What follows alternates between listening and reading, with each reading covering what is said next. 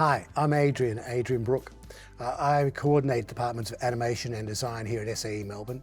I came to animation as a filmmaker and in the process of making films discovered that I liked best things about my films were the storyboards, and I became an animator. From animation I ended up in the States and then came back to Australia, found some work as a designer and got involved with computers. Became a bit of everything in the process of doing things. So I've worked on film, I've worked on virtual reality, I've worked on motion capture, I've worked on a lot of the bleeding edge of things. But my love is of making things move, and that's what animation is about. Animation is about bringing life to still images and objects. It can be fun, it should be fun, but a lot of it is hard work.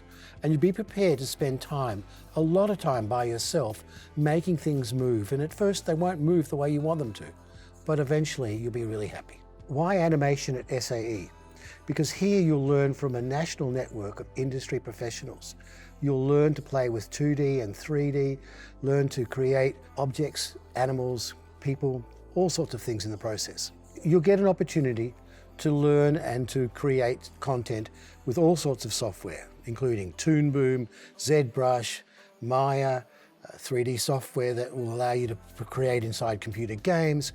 And it's all part of what you'll need to learn to be able to work with industry professionals when you graduate. The types of animations that students have made in their final projects vary from what we call cinemagraphs, where still images have got little bits of pieces moving inside them. We've got students that have made an animated film with characters moving and talking. We've got students that have worked on making titles for films. There are even students that are working on computer games. It really depends on you, what you're interested in, and the pathway that you choose to follow while you're here. So it's all part of that learning process for you to become ready to work in the creative industries.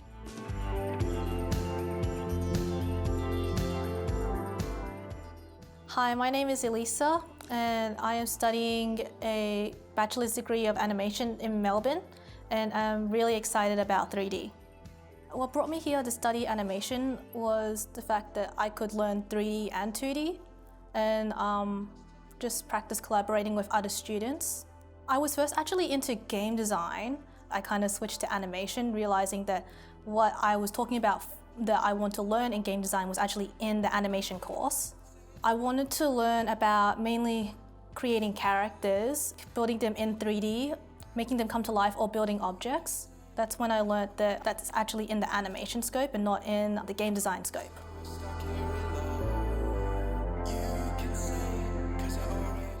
Hi, I'm Phil. I'm a senior lecturer at SAE Quantum in Melbourne. Throughout the Bachelor of Animation, students will undertake 3 discrete stages of study. In stage 1, students will cover a variety of different foundation level units that will inform everything they do from there on after, and also to understand what makes animation really animation. In stage 2, students get to develop their specialisation. Because animation is so broad, we like to expose our students to all of the different things you can do with animation, everything from visual effects through to character animation and 3D modelling for games. So throughout Studio 1, 2 and 3, students will develop the skills required for each of these different areas. The students will get a taste for those areas, and then they will develop their own specialisation from them. Did I give this a name? Because so far everyone's just calling it the sexy slug.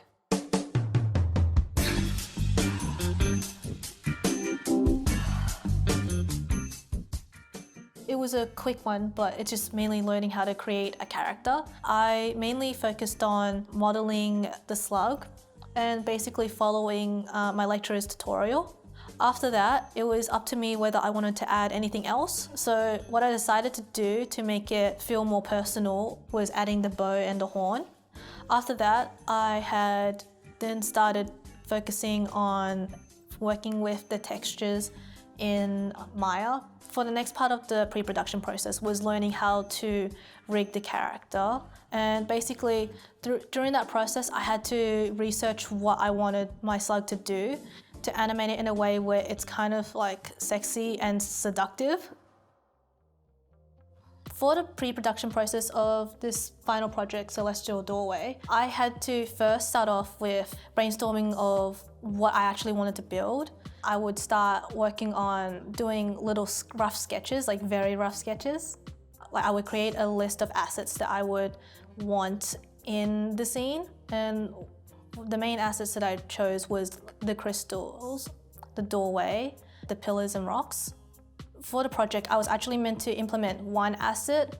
I decided to go a bit overboard and do maybe 10 to 15 assets. And while doing that, I realized it's very exhausting trying to learn a new program. I had first started off with the background, so I would first work on the sky, then the water.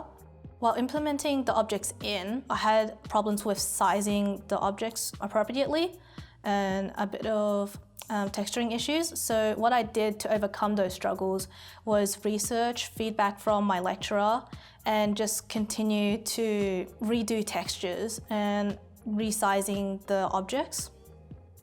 The mood that I was trying to establish was something like otherworldly and just like a coolish vibe, such as it being like cold, but like also you're still intrigued on what's happening. So you're not really scared, you're just more interested like what happens next. I would then move on to the camera movement. So because I initially didn't know how to add the camera, I had to do some research on that as well. And again, talk to my lecturer about feedback in terms of positioning. Now that this project is finally over, I felt very empowered and felt like I became more independent once I've done all the research and just explored what I felt like needed to be explored. Even though that this looks like a group project, I actually did it all by myself, which confuses a lot of lecturers when they first see it in the show reel. So, yeah. During my first time collaborating with game students, while working with them, I felt really comfortable and I was really excited about seeing the finished projects, such as the virtual reality game come to life. Seeing my assets in it just made me feel really happy, and the fact that like it played such a big part in the game itself. For next year, I'm hoping that I would continue to do a lot of collaborations with other students, such as game design and audio. My highlight learning at SAE is the fact that the teachers are very helpful, especially with their hands-on tutorials. We're able to ask questions and get extra help during the tutorial instead of waiting till the end or like after class. And I also enjoy the fact that if I feel like I need extra help or I want more feedback, I can always just book an interview with a teacher either online or on campus.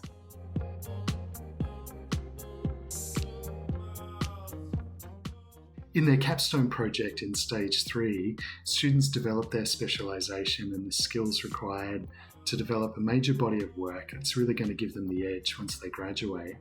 They're also undertaking an industry placement here in which they get to practice those skills in a real-world setting.